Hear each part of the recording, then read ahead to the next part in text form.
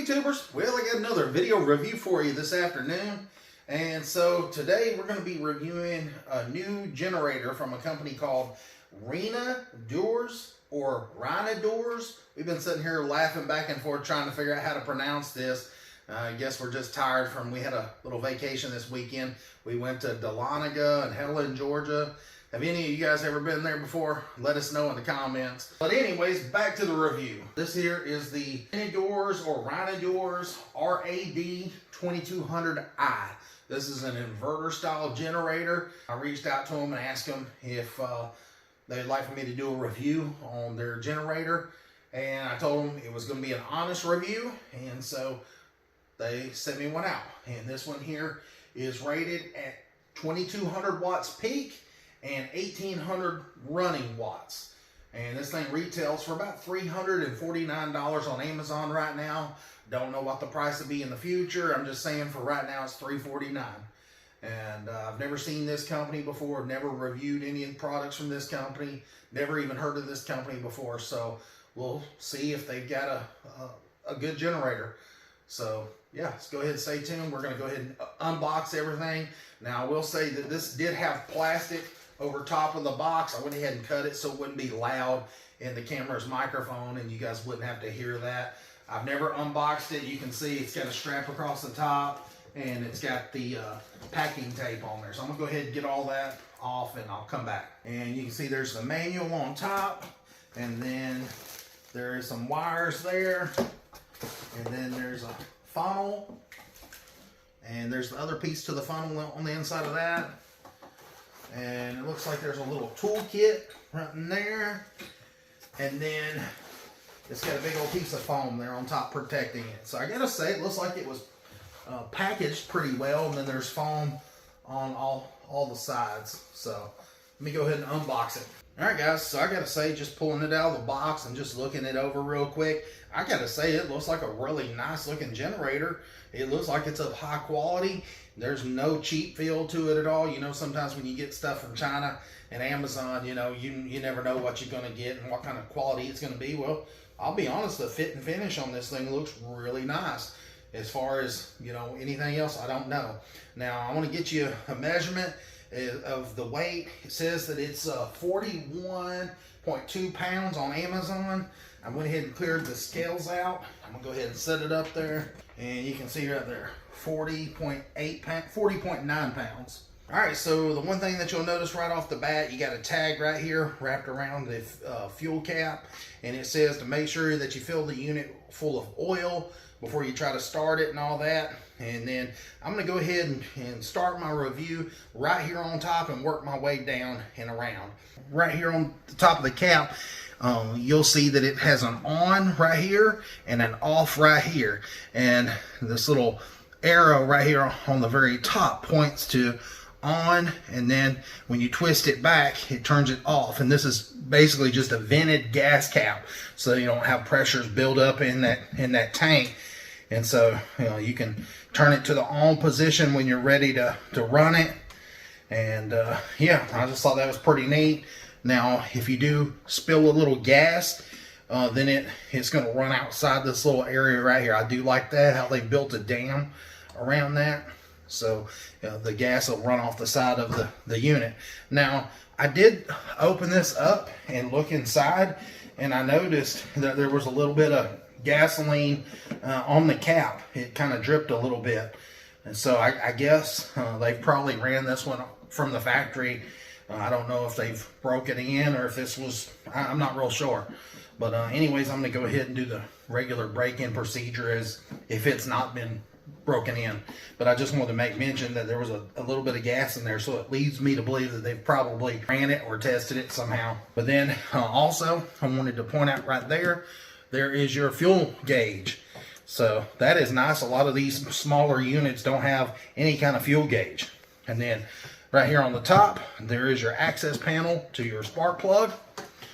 And then right in here, you've got just some information. I'll kind of move around to this side where you can see it says rated power 1800 watts, rated voltage 120 volts, rated current 15 amps, rated frequency 60 hertz, Power factor 1.0, rated speed 4,800 RPM, and then it says ambient temperature -5 to -40 Celsius. Number of phases, single. Installation class, class H, made in China, and it says changing something technology. That's what we're going to go with. Let's see if you guys can read that right there. I'm not even going to attempt to try to pronounce that. Alright, so it comes with a little tool kit here, and the reason I've got this pulled out is because right here is the access panel for the spark plug, and I just wanted to be able to pull the spark plug out of there. And there's the screwdriver. It's got a Phillips head on this side and a flat on this side, and actually it's a pretty decent quality little screwdriver. And then it shows, let me get around to the other side where I can actually see what the heck I'm doing. It says if you turn it clockwise, then that should lock it, and then if you turn it counterclockwise, that should unlock it. And so should be able just to pry up on that, and then that's pretty nice. You can see right in there that there is some like heat resistant shielding right there. I guess it's protecting the gas tank, so that's pretty neat. So you can see your spark plug is right there, and then there's your valve cover in case you ever need to do a valve adjustment way on down the line. It's all right there, pretty easy to get to. You probably have to take that side cover off to get to it, but it's right there at the very side once you pull that cover off. But anyways, I'm gonna go ahead and reach down in there, and I'm gonna pull the spark plug off the spark plug cable off the spark plug, and you can see right in there, there's the spark plug right there. And then they give you this little tool. It's just a little wrench and a handle, and you just take this and move that spark plug wire back out of the way, and you just put that over top of the spark plug just like that, and then you slide this little metal piece down in there, and then you want to go lefty loosey. Do not want to go righty tighty. So, man, that was in there tight. So whoever is tightening these up from the factory, put them a little too tight. But I always pull these out to make sure there's no strip threads or anything damaged. And sometimes I like to take and put a little dab of anti-seize lubricant on the threads so it don't get stuck like that in that aluminum head. So everything looks pretty good. I don't see any stripped out pieces. All right, so there was just a little dab of oil on the end of the spark plug there. Went ahead and dried it off with a paper towel, and I just wanted to check the gap, and it looks like it's been gapped. And the spark plug that's in here is an LG E5TC. And I'll try to find you a champion replacement plug, because I like to replace these as soon as I usually get them. After I do the break-in, I'll just usually replace these with like a champion plug, just a little bit better quality. But, you know, as long as it's running fine, you know, you can use these. I'm just picky about small engines and stuff. So, like I said, I'll probably replace this with a champion. I'll link it in the description down below if you want to do the same. Alright, so like I was saying, I always like to put a little anti-seize lubricant on the threads on the spark plug, and don't get it on the electrode or down in there. Just a little bit. It goes a long ways, and that way, you know, it helps lubricate those threads, and it's easy to come out. That way I don't have to really torque on it. Next time when it's time to pull the spark plug out of there, I can just, you know, pull it out with ease instead of having to really crank down on it. But I just dropped it back down in the hole there, and then I'm going to use this supplied tool to tighten it up with, and there it goes, and it's threading in there nice and easy, and it should come out just as nice and easy when I go to pull it out, when I go to replace it with the champion. And then when I go to tighten it up here, you know, I don't tighten it up to 1,000 foot-pounds of torque like it come. It needs to be a lot looser than that, but it still needs to be tight. You can see right there, that's plenty. And so next, you just want to take and put your spark plug wire back down on your spark plug until it clicks. There you go. You heard the click, and it's that easy to replace the spark plug. I just did that to show you guys, and like I said, I always check them out just to see the condition of the spark plug and all that, and see which one that they use. And then now to close this back up, you just turn it back down to the lock position and you're good to go. All right, so I wanted to give you an up close look of this little fuel gauge, and you can see that it's recessed down in there, and there's like a little rubber gasket. They probably put that on there to keep it from vibrating. And then you can see down past that clear lens on this side right here that there's a red piece in there that is kind of set up to the E position, letting you know that it's empty. And then once the fuel raises, the little float on the inside, then that little indicator red piece will move over here to the full side. And it's kind of hard to see it unless you really look for it, but you'll see right there on the side I'm pointing to, it has the F, and this side over here has the E, and you can see that the red piece is down on the E right now. So all right, so I just wanted to give you a side view here of the unit, and I gotta say it looks really good. I like the combination with the blue and the black. I just think that it looks sharp, and the little design here, and that's also vents for the unit.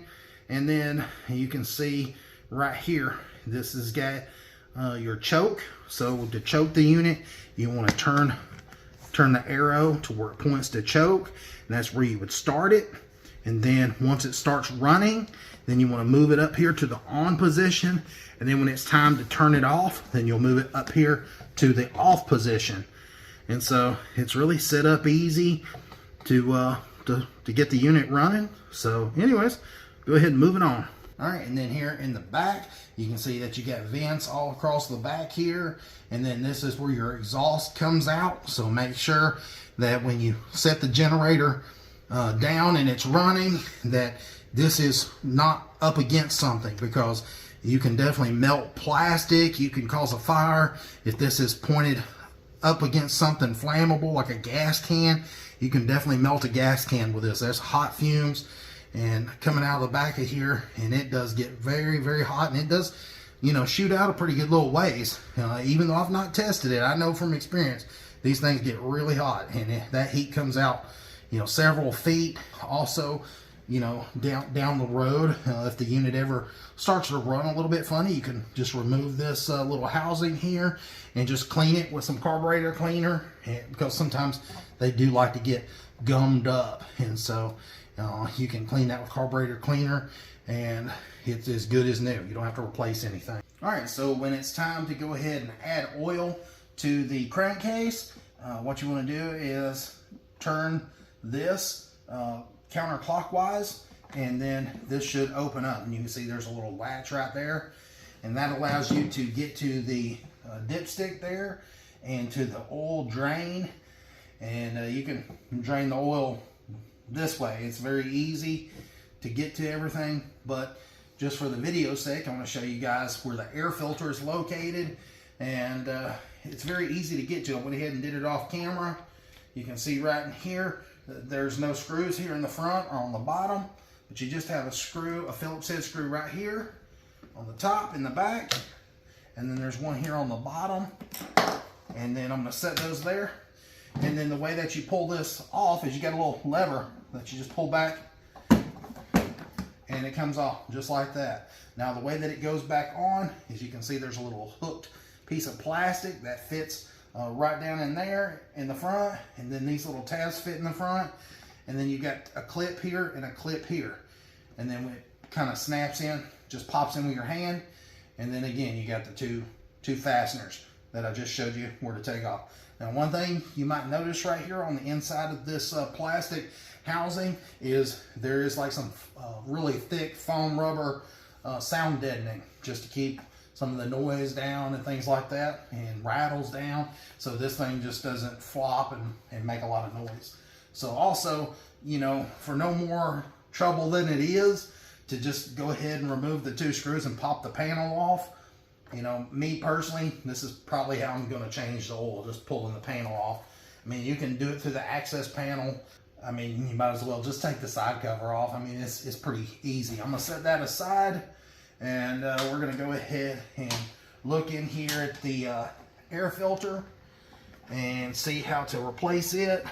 So for your air filter, it's going to be located behind this cover here, and it's got a little latch here on this side and one on this side. You just put your fingers behind it and kind of pull out on it, and it comes right off. And now you can access the air filter, and you can see right there that it is a reusable, washable style air filter, and it looks a little thicker than some of the ones that I've seen. And I don't see any kind of oil or dirt or anything in there, so that's good. So the way that you put the air filter cover back on is you put the back or the front part of the unit, because this is the front part of the generator. You put it on first, and then you can see that it's lined up all the way around, and so you just need to take both of your thumbs and probably mash that in. It just depends on how much hand strength you have. And then once you squeeze it, it just closes up. And it's really easy to get to. Your carburetor's easy to get to. If you ever, leave fuel in there, you can get to the bowl real easy. And then right here, like I said, you could get to the valve cover. Everything seems to be, really easy to get to. And again, there's going to be your dipstick for your oil, and that's where you're going to drain it. That's where you're going to fill it. And we're going to go ahead and do that now. Oil temperature range, -25 degrees Celsius, which is -13 Fahrenheit, to 30 degrees Celsius, which is 86 degrees Fahrenheit. Use 10W30. And then the next one says -15 Celsius to 40 Celsius. So that range is from 5 degrees up to 104 degrees. And it said to use 15W40. So all my other generators, I've been running 10W30 in them. That's what it usually calls for, so that's what I'm going to run in this one. Should be good on that aspect. And then as far as the oil capacity, I always like checking these because a lot of times there's a little bit of residual oil in the crankcase where they've tested them. And so a lot of times they're not able to take the maximum oil capacity that they state in a lot of the manuals. And so I've learned this from experience. I've reviewed probably 6 or 7 generators now. And so anyways, it says right here 0.35 liters of oil, which equates to 11.8 ounces of engine oil. So we're going to put 11 ounces in it, and then we're going to check it and see where we're at there. And I suspect that's probably what it'll take, is 11 ounces, like I said. There's probably a little residual oil in there. So I'm going to set that aside. And then just for ease of measuring the oil, what I like to do is go to Walmart, or I'll put one in the description down below if you guys want to get it through the Amazon. But what this is like a marine 2-cycle oil measuring bottle. And the reason I use these is because I can measure how much oil in ounces that I want to use. You can see right here, it tells you your fluid ounces. And right there, there's 7, 8, 9, 10, 11 ounces. And so it's easy to pour it into here. And then when you're done, you don't want to contaminate, this bottle. So you've got a lid that you can screw on it. So this is perfect for measuring your oil, and then perfect for keeping the contamination down so you don't get dirt and dust and all that crap in your crankcase, because there's no oil filter on these engines. You gotta take and drain the oil out. And I recommend doing like an oil change every hour or 2 just for the first oil change.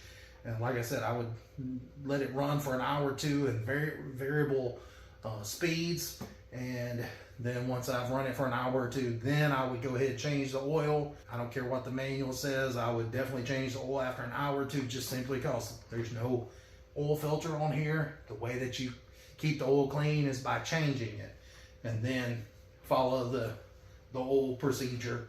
After probably the first 10 hours, I'd probably change it again, and then I would refer to the manual. Those first few oil changes are going to have the most particles of metal in there, and so you just want to get them out and make it your generator last as long as possible.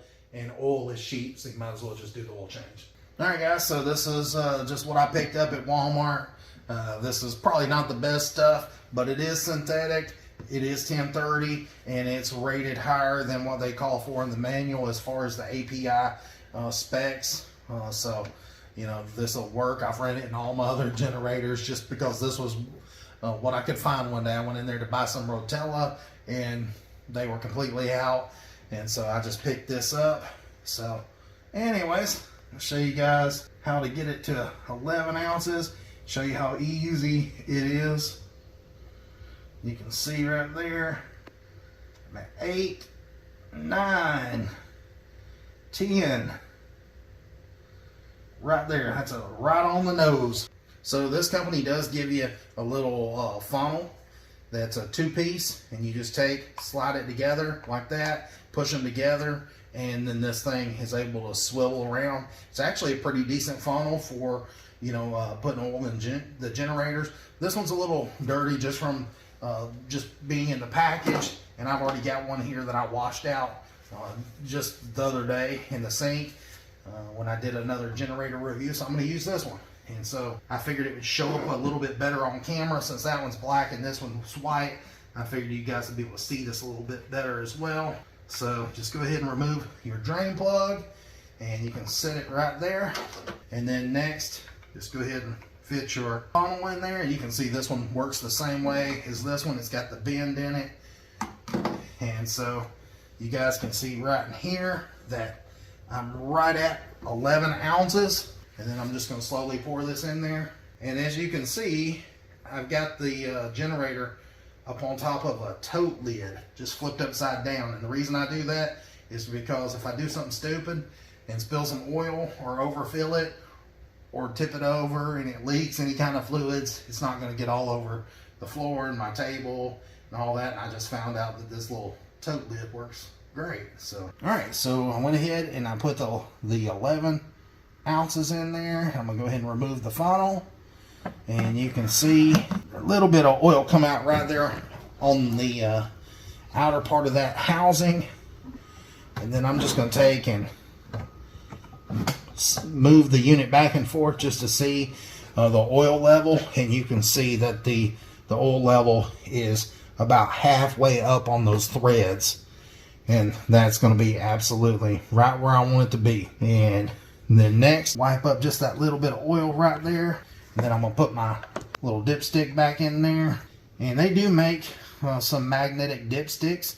If you guys are interested, you can find them all on Amazon. I'll try to link some in the description. The reason those are important is because you can get some that has a magnet on the end of them. And since you're not running an oil filter on here, that just helps get some of the, you know, the iron and the steel out of the oil. And, you know, there's still going to be probably some aluminum and maybe some copper in there. It just really depends on what metals they used in here. But it does help get some of the ferrous metals out of there by using that magnet. I wanted to show you, you know, if you get you one of these bottles, you know, you just put the cap back on it. And then next time when you go to needing something to, you know, make a precise measurement for an engine or something like that, then you've got all your markings here on the side. And then, like I said, you've got a cap that prevents contamination from, you know, trash getting down in that oil. So I've had this thing for years, and I just keep reusing it, and it works great. I never have to clean it because it's, you know, it don't get dirty. So I'm gonna show you how you put this side piece on. You got this little hook piece right here, and then you just want to slide it in right there in the front, and then start working this back around.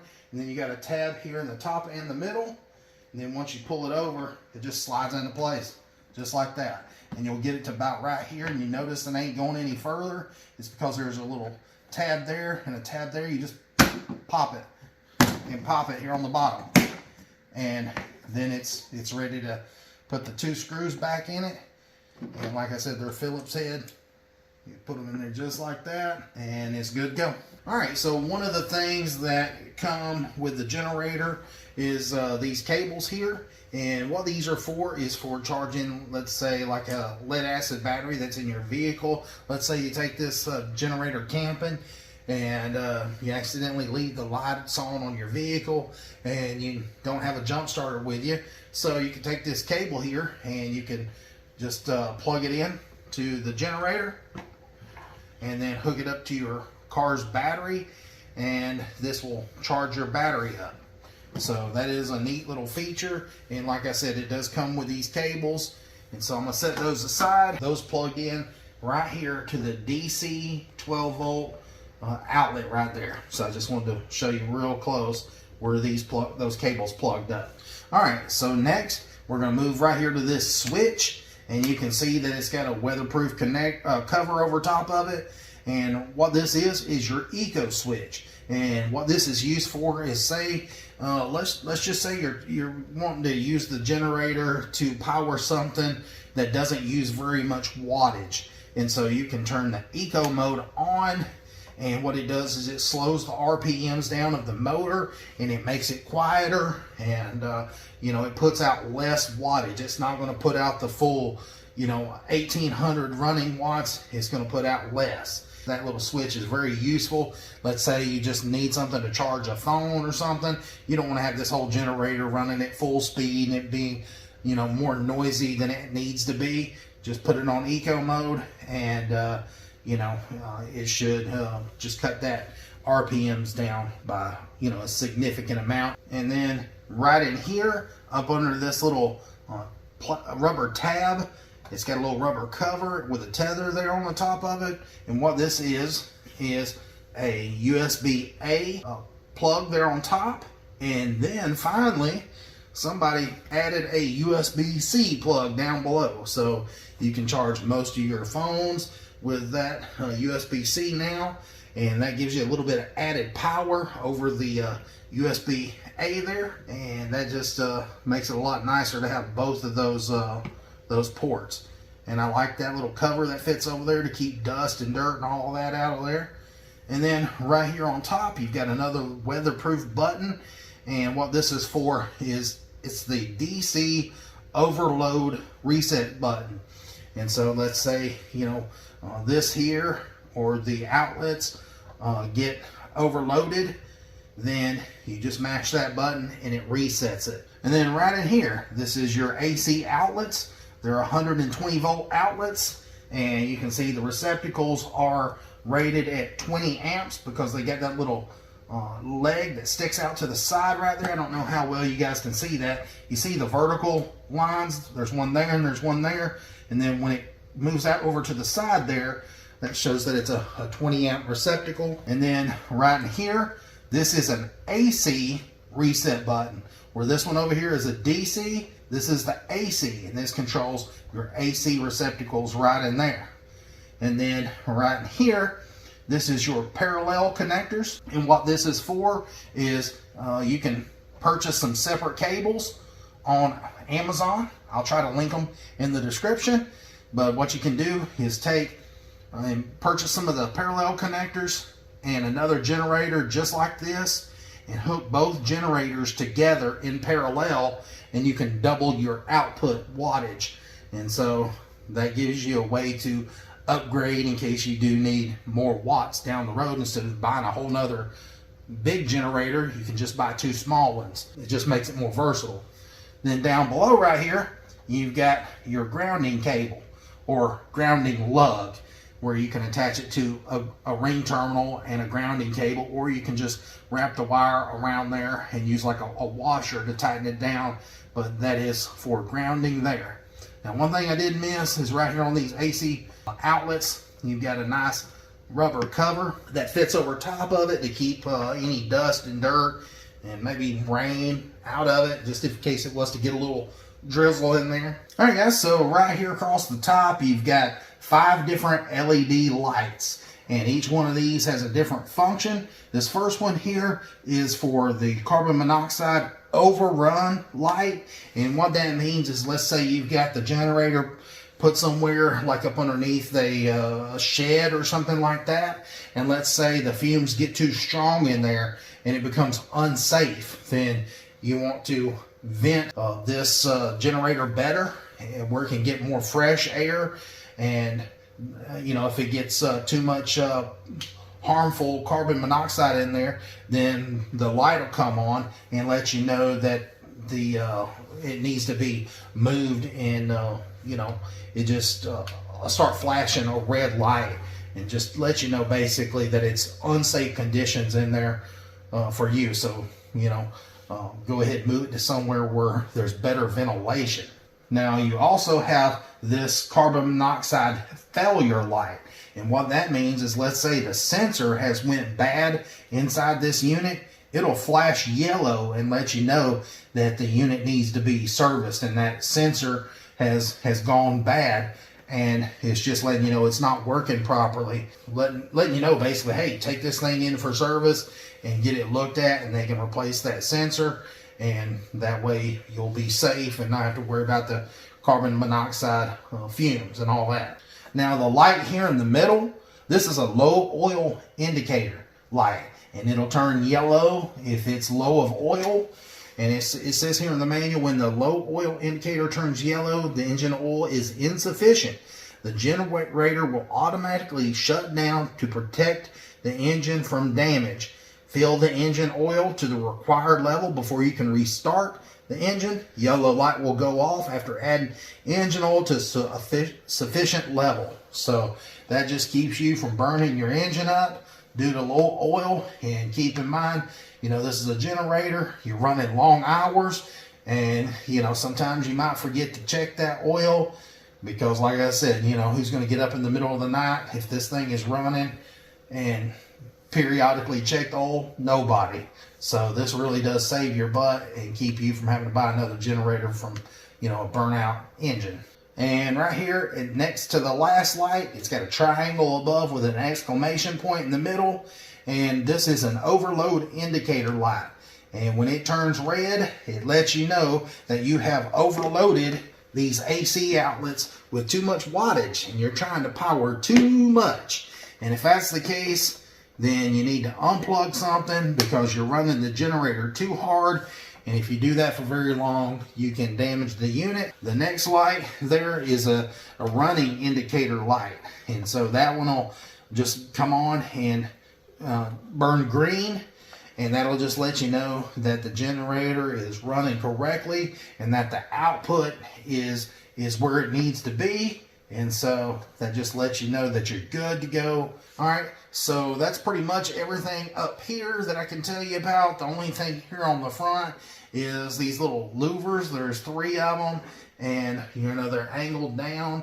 And I guess, you know, up underneath them, there is some open slots, and that's just so that, you know, it can ventilate that engine. Now, right here on the very bottom where it says digital inverter generator, it's got some different steps. And why they put it right here on the very bottom of the generator beats me. If I was going to, you know, put these stickers somewhere, it would definitely not be here low to the ground where I'd have to get down, you know, on my hands and knees and look at the different steps. You know, if it was me, I would move this to the very top of the unit where you can see it easily since it's in fine print. So this part I do not like. I think they should move it, but it does show steps 1 through 7 on how to start it. And then right here it shows to turn it off, and it shows 3 steps to turn it off. It's not very useful for me to have this on there, because I'll be honest, I can't read any of that. Now, if I was going to put this somewhere else on the generator, I would put it here right here on the front, or here on each side of the handle, somewhere where you could actually read it, and I would make it a little bit bigger print. All right, guys. So next, we're gonna fill it up with some gasoline, and we're gonna only use. Now, I know what it says in the manual. It says that you can use unleaded gasoline with up to 10% ethanol in it. But my recommendation is do not run ethanol in any small engine. I don't care if it's a weed eater or, you know, a hedge trimmer or a generator. I run, you know, ethanol-free gas.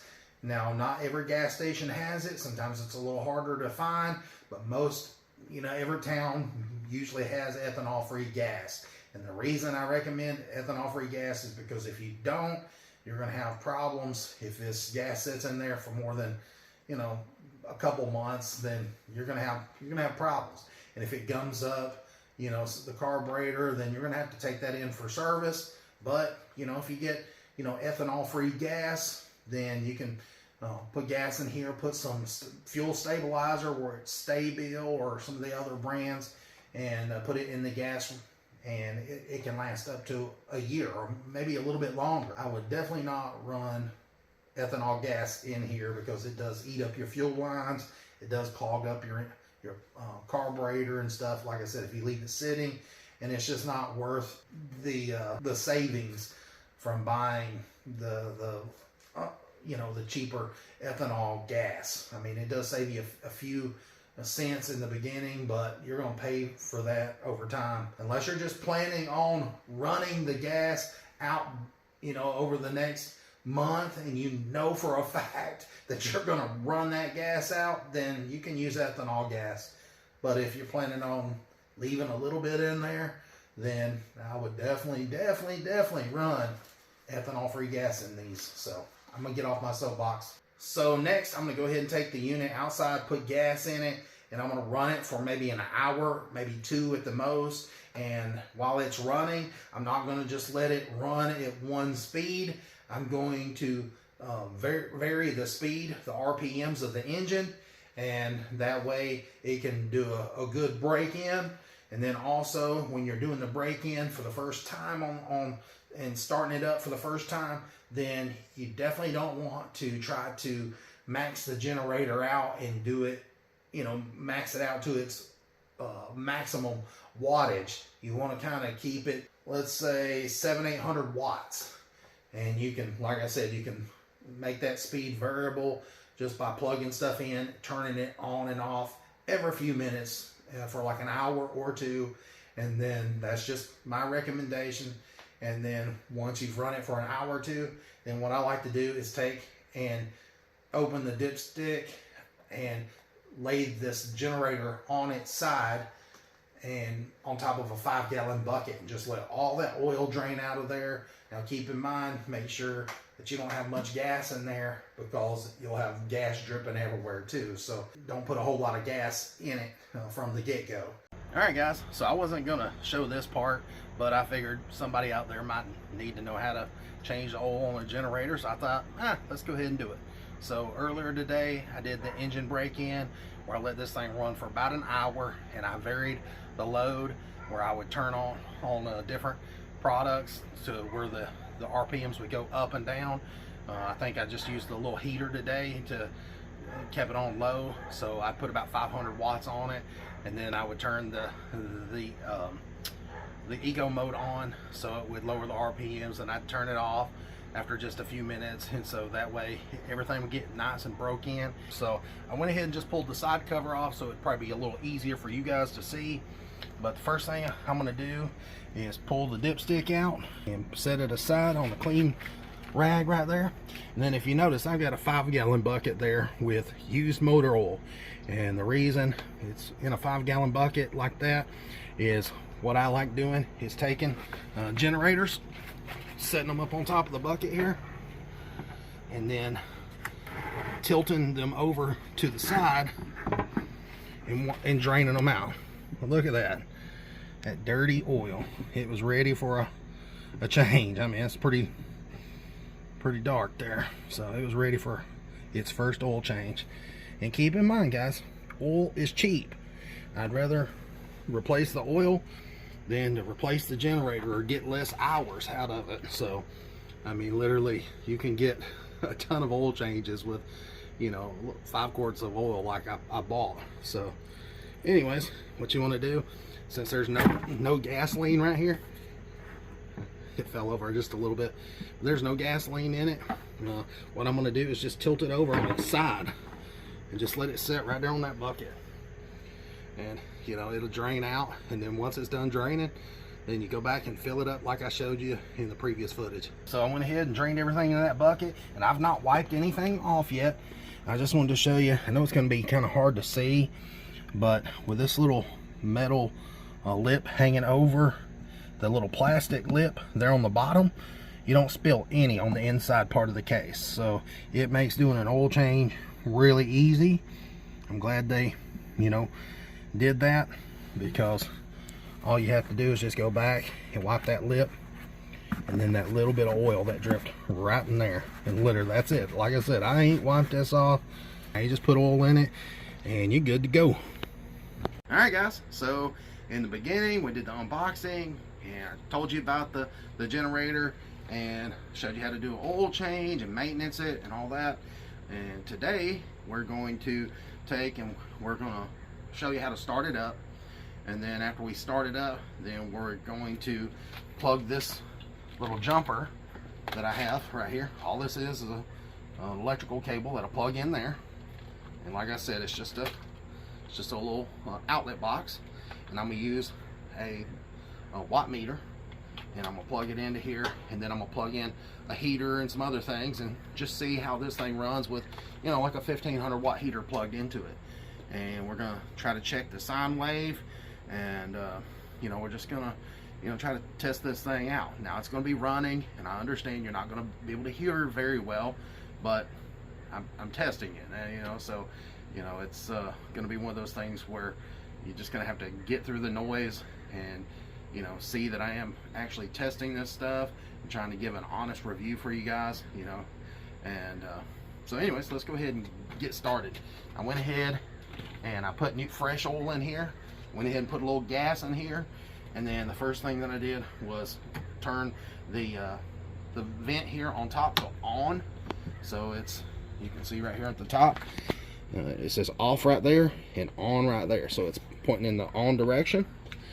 And then right in here on the side of the generator, you've got off at the top, you got on or run there in the middle, and then you got choke. So you want to turn it all the way down to choke. Here on the front, you want to make sure that it's turned off of eco mode. So you can see right there, it's pushed in to the off, and then now you should be able to start it right up. Now, I just wanted to let you know, whenever I put gas in it for the first time, it started within the first 3 pulls. I mean, literally, it started really easy and hadn't had any problems with it starting or any of that. So I've not started it. I just wanted to show you. It's cold. There's the exhaust pipe. I'm sitting there touching it just to prove that it's cold. And so we're gonna go ahead and get her cranked up, and then I'm gonna start running my test. Oh, and we're also gonna get a decibel test for you guys. We'll have to take it down in the yard away from the house where there's no reflections bouncing around of sound, and you know, we'll get you a decibel test as well. So here we go. First pull.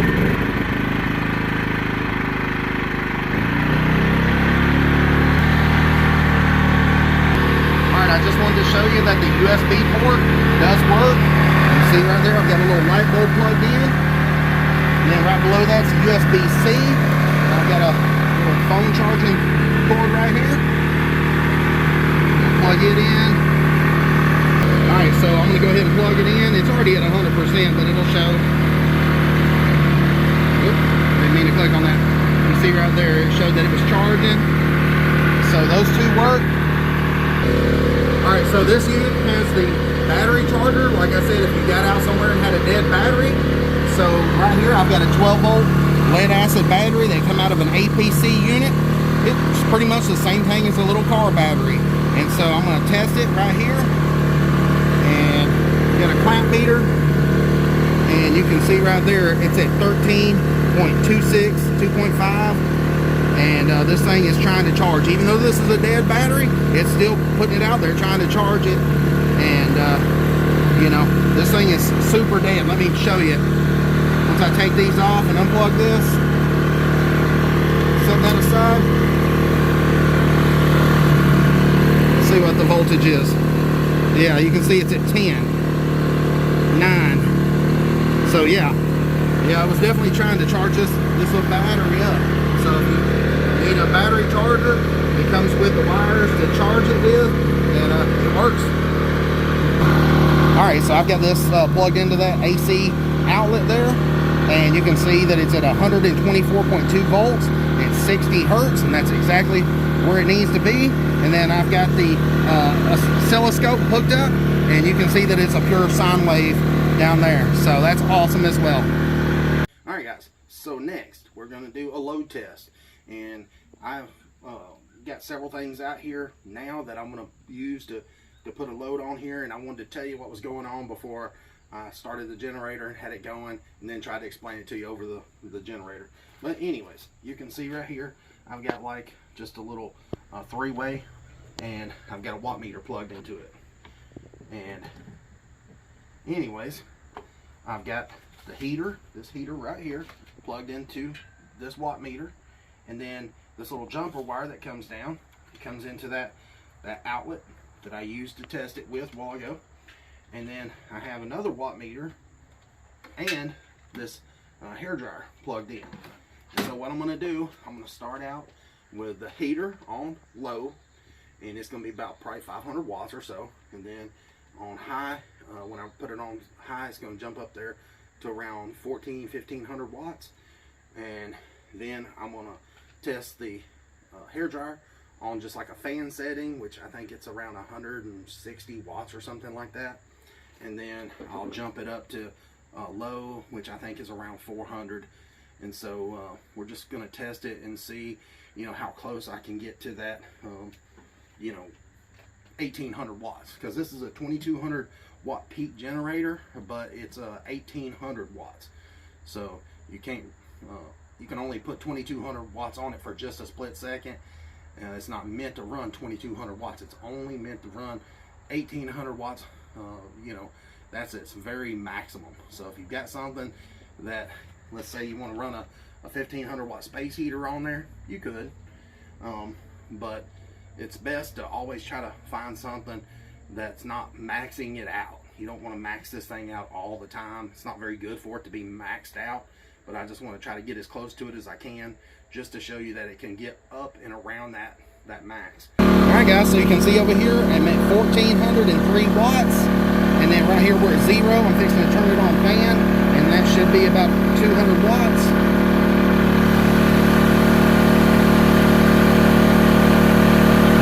So about 180 and 1400. So that's, you know, it's just under 1600 watts. So I mean, that's pretty good. Sit there and hold it at that. And let's see what happens when we overdo it and try to put too much wattage. I'm going to turn this on low heat, and it should cause the unit to overload and reset. Once you look right here, close the lights. Alright, here we go. Yep, that red light right there says overload. And I went ahead and turned it off. I don't want to cause damage to the unit. Alright guys, so as you've seen, we went ahead and run the space heater, and it's leveled out about 1400 watts, and then I threw this on there, and it got up to about almost 200 watts, and so right there, that was about 1600 watts. I'm not going to continue to get close to the 1800 watts. That's close enough for me. You don't want to run it at its max anyways. And so anyways, you've seen that I did go over that in the test, just the overload test. I wanted to show you guys what would happen if you tried to put too much wattage on it, and I did. I put this on low heat, and it jumped up there, you know, 400 or 500 more watts. And so you've seen that it overloaded the unit, and it started flashing that red light, letting you know that you've got too much wattage going on this inverter generator. So anyways, it done what it was supposed to do. So next, like I said, this is going to be the dB test, and you can see I've got a tape measure here on the ground, and I've got it measured out 23 feet away. You guys can see that right there, 23 feet. And you see the generators at the other end, and also there's a heater down there. Now for the first test, we're just going to show, you know, your dBs for the generator with no load on it. Then I'm going to plug the space heater in, run it up there about 1400 watts, and then I'm going to give you a real world test of what you can expect, you know, running something about 1400 watts. And obviously it's going to get a little bit louder if you run something higher wattage, and it's going to go a little bit lower with lower wattage stuff. So depends on what you're going to run, depends on the sound. So obviously if you get it on eco mode, it's not going to be very loud because it's running at low RPMs, and so, you know, most of the time you're not going to be running it on eco mode. Most of you are going to be trying to run it to its max or close to it. I just know from experience. So anyways, we're gonna go ahead, get it cranked up, and then I want you guys to see, I'm gonna lay the dB meter right there, and you can see the needle jumping. So I'm gonna go ahead and crank it up. All right guys, so with me talking, it's not gonna be accurate, but when I shut up, this is just the generator with no load, 23 feet away.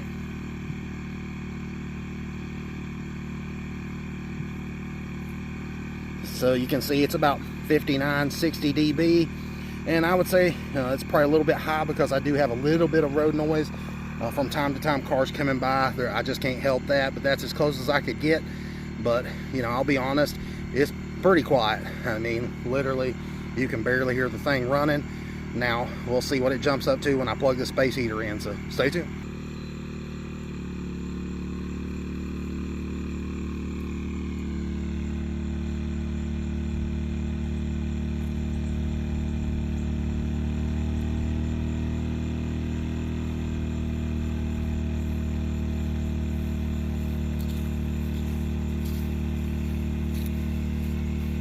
Record. All right guys, so you see right there, got the space heater running on high, and it's about 61, 62 dB. So yeah, I didn't raise it up by much. And just for curiosity, let's see what it jumps down to when I've got it on eco mode. I'm going to unplug the heater and just put it on eco mode with no load. Stay tuned.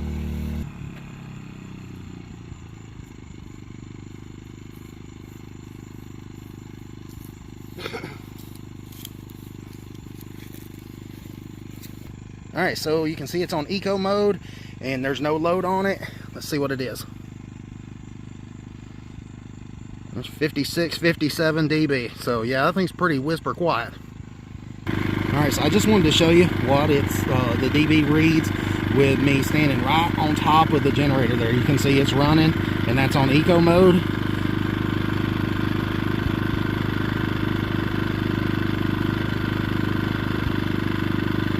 So about 79, 80 dB on eco mode, right on top of the unit here. Let me go ahead and take it off of eco mode.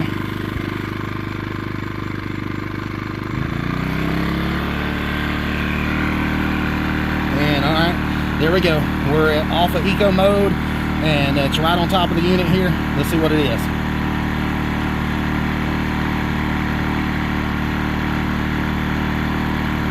It's about 80, 81 dB.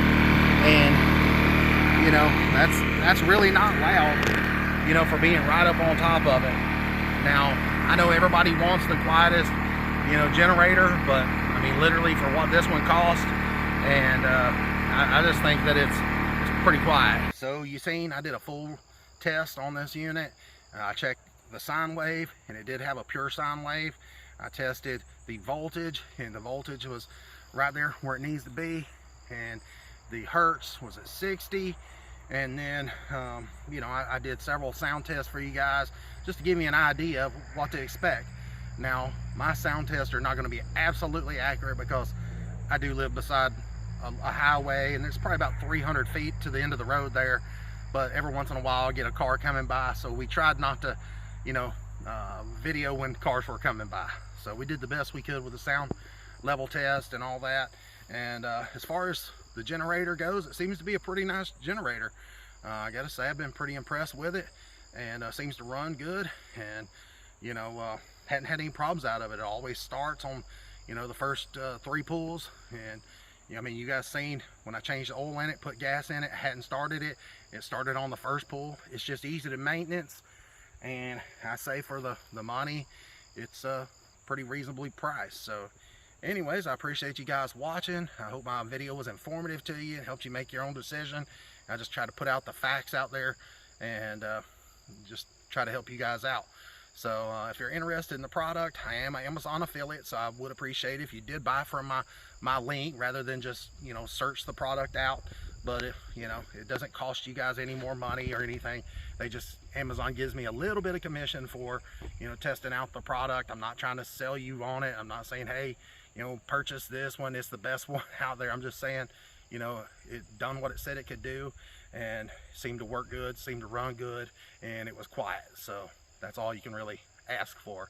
So anyways, like I said, I'll put a link in the description. Till next time, guys, thanks for watching, and please like and subscribe to the channel, and check out some of my other video reviews. We got a lot of product reviews on here, over 500-600 videos by now, so check them out.